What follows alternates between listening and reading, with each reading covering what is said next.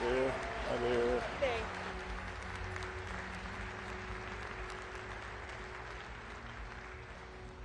She served as the Attorney General of Florida from 2011 to 2019, and she was the first female elected to that office. On day one of her new role, Attorney General Bondi issued 14 directives, and she hasn't slowed down at all. In fact, just last week, she announced a major blow to the cartels that I just referred to.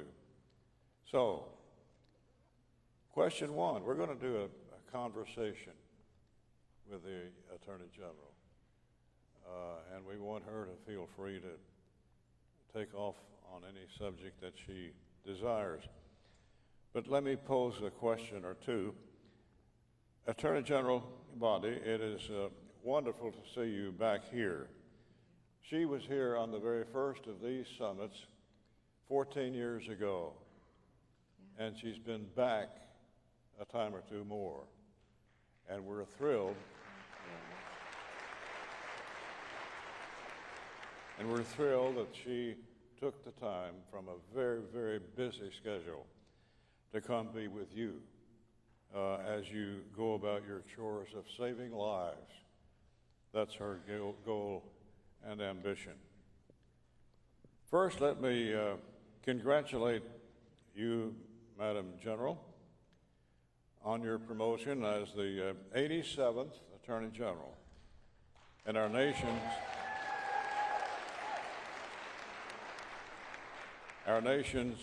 chief law enforcement officer. As we begin this conversation, please take a moment to share with us what your priorities are for the department and the nation's men and women in blue who protect us. All right. I thought you were going to come sit with me. Yes.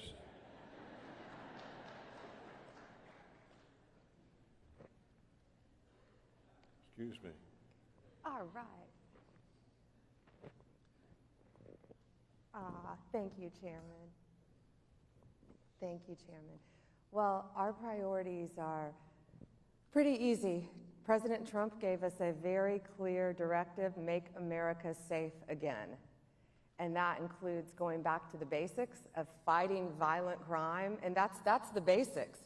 Getting the bad guys off the street, the bank robbers, the armed robbers, the murderers, the violent criminals, the gangs who are bringing all these drugs in our country, but also eradicating drugs from our country. And it's all kinds of crime. And now we're looking at what they did, Chairman, with Tesla. They're firebombing, and those bombs are a weapon of mass destruction. It's crazy to me what they've done, and we've made 6 arrests. And those people are looking at 20 years in prison each, and we are not negotiating, and they have stopped. The bombings have stopped.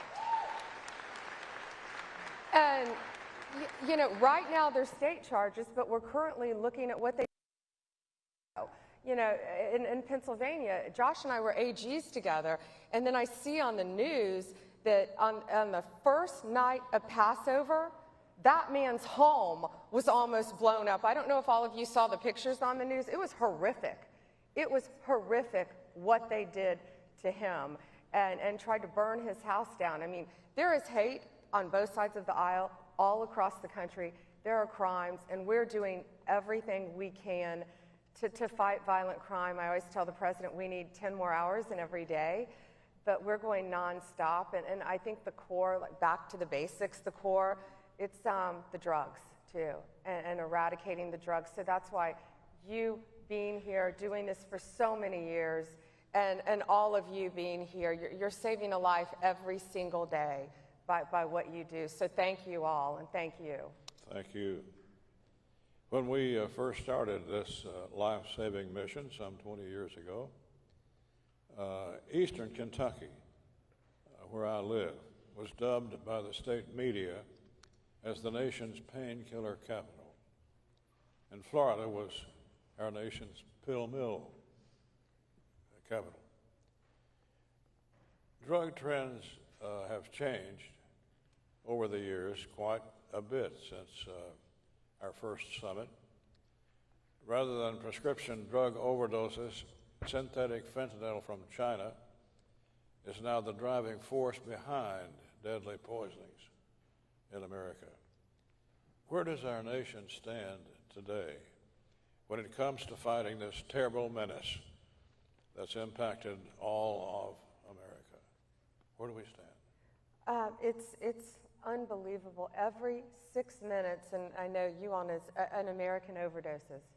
They overdose from drug abuse, and specifically fentanyl. You know, you and I were talking backstage about how really when you started prosecuting, it was marijuana. When I started prosecuting, I prosecuted for 18 years before I was state AG and then before I became US AG, and it was cocaine.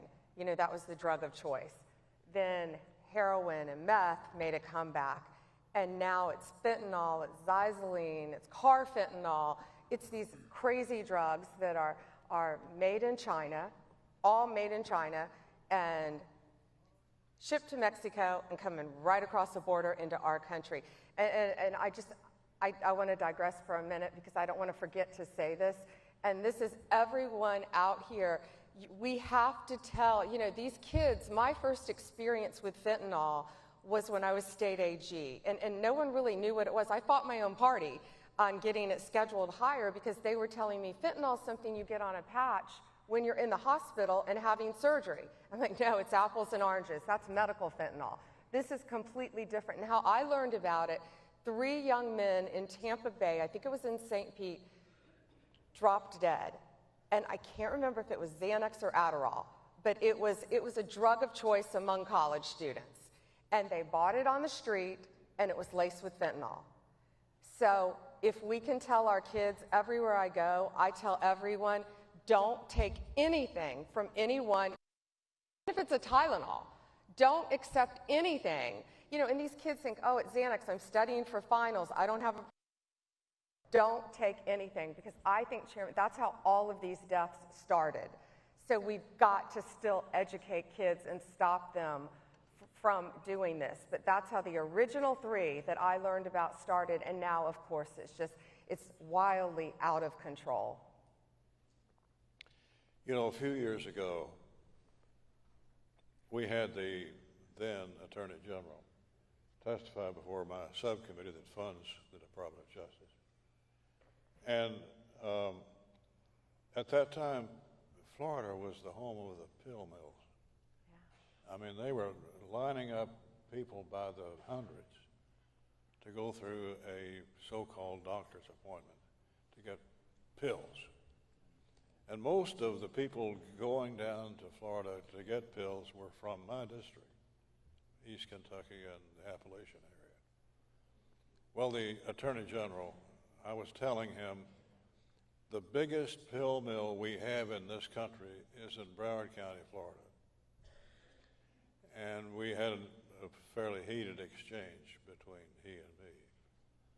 And finally I said, you've got the ball. It's in your court.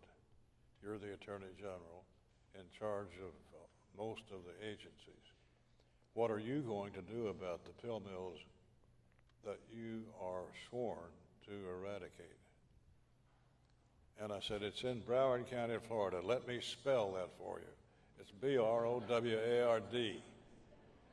Well, you took the ball and got rid of the pill mills. And that was a major blow for the health and welfare of my constituents at that time. Thank you.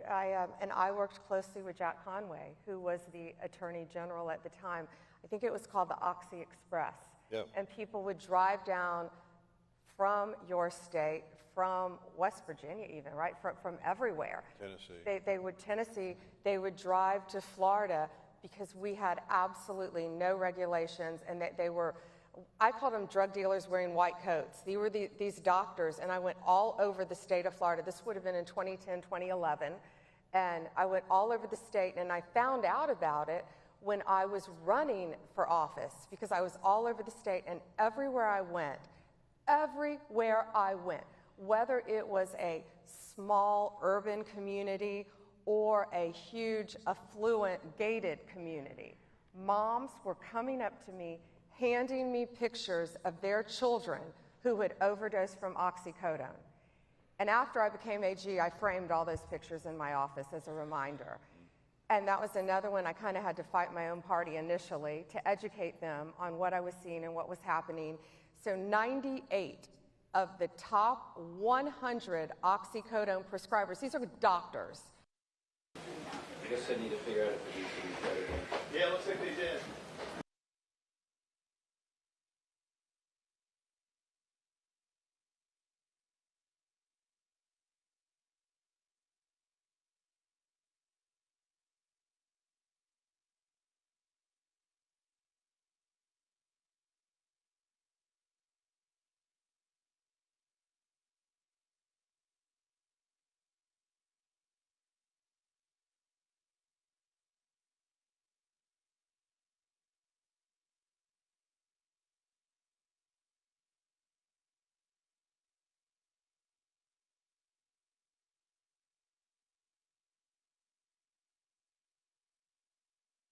Whether it's cocaine, whether it's fentanyl, whether it's meth, whether it's heroin.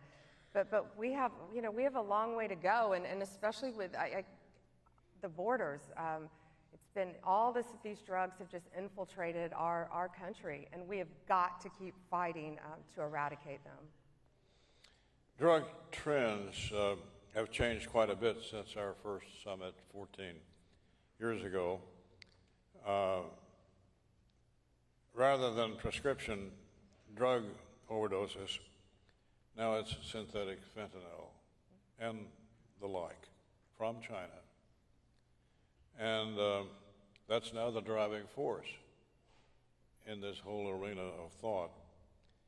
Where does the nation stand today when it comes to fighting this menace that endangers our young people? It doesn't. President Trump has given us a very, very clear directive with DEA, FBI, working hand in hand. And Homeland Security is a huge part of this because so much of this junk is imported through Mexico, through Canada. But we're working with our counterparts there to trying to stop it from coming into our country. It's also coming in through the mail. We know that. It's coming in on cargo ships. So we're... To back up a second, we just seized in Miami. Last week I was in Miami, and they're mixing this with fentanyl, so this is very important. $500 million of cocaine, $1 billion on a ship coming into our country. And that's pure cocaine before it's cut with the baking powder or the baby, whatever they put in it, the baby powder, the baking soda. They cut it with all this stuff, but they're also lacing it with fentanyl to get people so highly addicted. So we made a huge arrest there, working with the Coast Guard, working with all our partners, our U.S. attorneys down there. We seized, I wrote a note so I got it right, in 2025, just in this year, we have seized 21.5 million fentanyl pills. That's crazy though. And 3,100 pounds of fentanyl. But think how many millions of lives were saved by taking that off the street. We're getting, whether it's a nightclub in Colorado or a drug warehouse in Washington State or somewhere in Southern California, it's all over the country. But working hand in hand with all of my law enforcement agencies, ATF, DEA, FBI, especially DEA on these, but also, again, with Homeland Security, and we all work so well together. We're doing everything we can to get this trash off our streets. Bless you. Well, we've heard during this summit from the law enforcement agencies, especially DEA, whom I think deserve a place in heaven. I mean, they're hardworking, tough prosecutors. In a matter of just a few months, you and President Trump have drastically improved the conditions at our border. And I want to thank you for that. That's the most important thing, perhaps, that we've seen happen. What do you say about that border and what we need to do? Well, President Trump closed the border right away. Listen, I went to that border in September. I went to that border with my friend Laura Trump and Morgan Ortagus.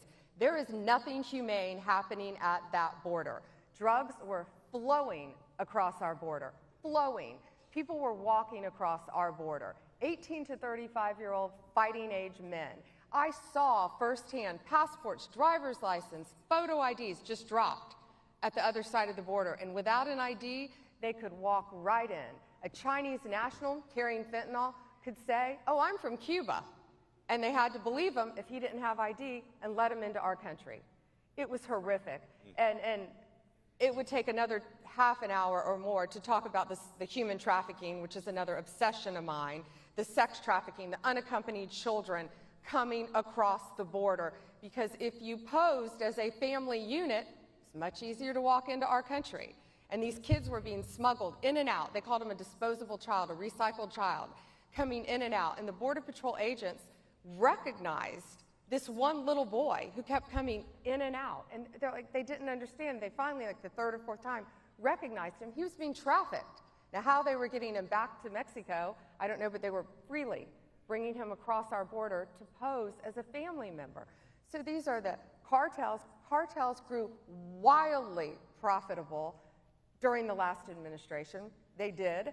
They're multi-billion-dollar businesses. Look at the cocaine I talked about that we just seized. But they're multi-billion-dollar businesses, and it's flowing into our country. And President Trump said, no more, it's going to stop. No more human trafficking, no more drugs across our border, and we're doing everything we can to stop it. But so many of these drugs are already in our country, and that's why all of you in this audience and you, Chairman, have such a vested interest in this and helping these victims and getting these drugs off our streets. CDC recently released a promising report featuring a historic reduction in overdose deaths nationwide. Nearly 30% over the last year. And I expect that number to get even better when the borders are almost perfectly secure, that you and the President have engineered. Please share with us your idea of the importance of having that secure border and what it might mean for the fight against fentanyl and others. Well, it's going to make it a lot tougher for these cartels to get into our country. Sinaloa, there are so many major cartels in our country. Just within the last few days, we arrested a Sinaloa cartel member in Greensboro, North Carolina. What else? 27 members of TDA who had come right across our border were arrested in Oregon, Florida, and New York. And all these, and when I talk about the gangs and the border, these are not people coming to America for a better life. TDA, MS-13, they are terrorist organizations. They are highly organized. Their structure is like a corporate structure. They have, in D.C. a couple weeks ago, we arrested one of the top members of MS-13 living half an hour outside of outside of D.C., in Virginia. They have infiltrated our country. It's organized crime at its worst. They're dealing drugs. They're dealing firearms. This guy had 5 firearms on him, living in a very nice residential neighborhood. And they have an incredible corporate structure. And the higher-ups in the organization, the leaders, insulate themselves. So we worked with Governor Youngkin in Virginia, and it's everyone working together. It's a task force that we all started partnering with states who want to work with us. And that's how we're securing our borders, by getting the people who are already here off of our streets, and that's stopping the drug flow throughout the country. We also recently sentenced a man who was arrested with 14,500 fentanyl pills, and that was in Washington State. So this stuff is all over our country. It's all over our country, and it's killing our kids, it's killing adults, and people are getting highly addicted. So that's why the securing the borders are of utmost importance, but it's got to be it's multifaceted. You know, we can secure the borders as best we can, but then the drugs are already in our country, and the gangs are already in our country, the cartels are already in our country. So it's keeping Americans safe and getting those violent criminals off our streets. Well, congratulations on all of those great accomplishments. In February, you announced the arrests of 29 Mexican cartel members, including a kingpin who'd been on the DEA's top 10 list for 4 decades. Congratulations for that effort. Thank you. Thank you. By the way, that individual was accused of killing a DEA agent, Kiki Camarena, in the 1980s. What more can we expect from your department as it tackles these long-standing, deeply rooted criminal organizations? More of what I've been talking about, more of what you're seeing, and the drug kingpin that you just referenced. I get a credit for a lot, but it's a team effort. It's not. First, it's all Donald Trump. It's his directive, and everything we do is working with him to keep America safe. If you've ever heard that man open his mouth, he is anti-drugs. And so that was, this guy was Rafael Quintera, and this was a lot of hard work by Marco Rubio in the State Department because he was in Mexico, and he had escaped multiple times. So he killed Kiki Camarena in the 80s. They not only killed him, they tortured him. And Kiki Camarena's family has had to live with this since the 80s. And I got to be part of the phone call to call his widow and his son and tell them that this monster is in custody and was on a plane, and we were all there to greet him when he came back to our country. And will face life in prison. He will be prosecuted in our country, and he will face life in prison. And Kiki's son, Chairman, is a circuit court judge. And we got to FaceTime with his son and talk to his son. And a little trivia is that after his father was tortured and killed, Mrs. Camarena gave her son, who's now the judge, her husband's handcuffs from DEA when he was an agent. And they had them engraved. And guess who was handcuffed with his father's handcuffs in the US of A? Not a great story. So it may take a while sometimes, but they are getting to see justice. And hearing this widow crying for something that happened to her husband in the 80s and her son who's now a judge, that's why we do what we do. Yeah. If we can save one life, lock up one bad guy every single day, then hopefully we're making a difference. And the same thank you with what you're doing throughout our country to fight for victims of crime, and all of you.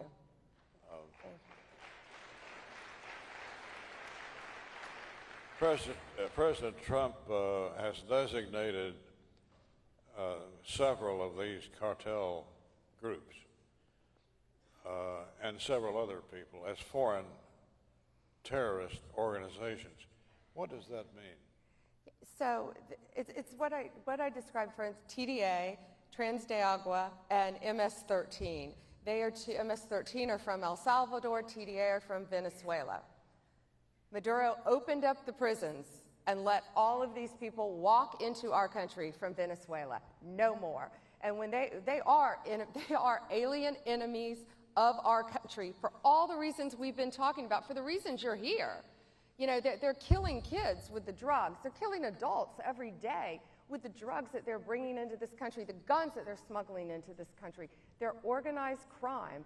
MS-13, and what we're able to do is we're charging them with RICO, with racketeering, because they are criminal organizations and they are conspiring to destroy American lives.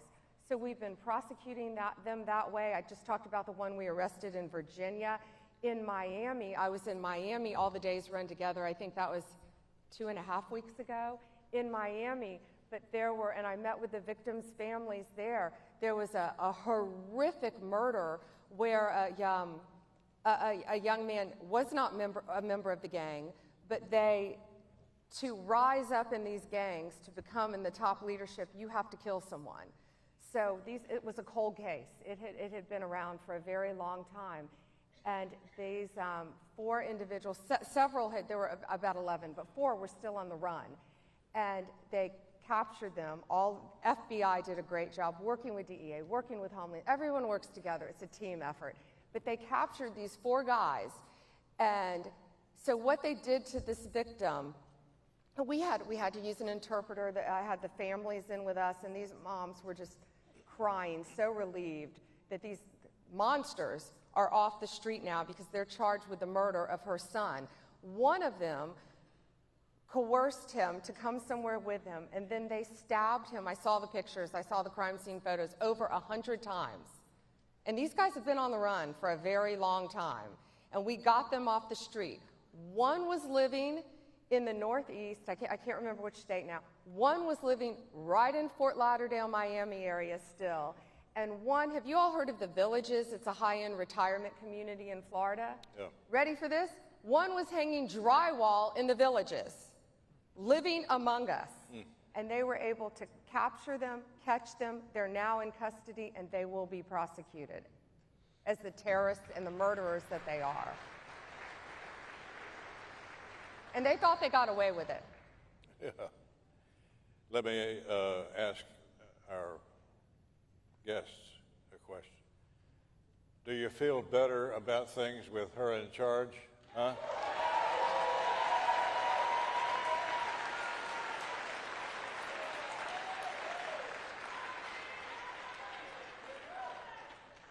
There may be something we've not thought about or talked about that you may want to add, General. No, you know, it's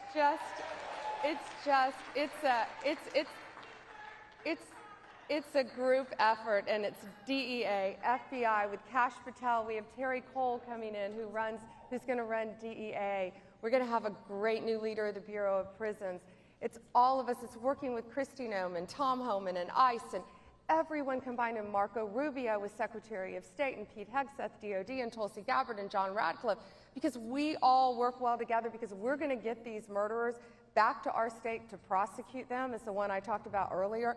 But it's not me. It's a team effort, but it's one man. It's Donald Trump, who put all of us on that cabinet to make America safe again. And that's why we're doing what we're doing. And thank you for the leadership in Congress and what you're doing to help make America safe again and keep America safe. Great, thank you. We are blessed to have in charge now in the country this great Attorney General. But also, we've got Senator Robert Kennedy coming tomorrow here. And we're all looking forward to that. But having you as the Attorney General, and I'm the chairman of the subcommittee that funds the Department of Justice, so it's important to me personally in my job to be sure that you have all of the weapons that we can arm you with. So thank you for your service to your country and to your fellow citizens, and bless you for your work. Thank you. Thank you. Thank you. Thank you all. Thank you, Chairman. Thank you. Thank you. Thanks for watching. Here's another story you may like, and subscribe to the WSBT 22 YouTube channel.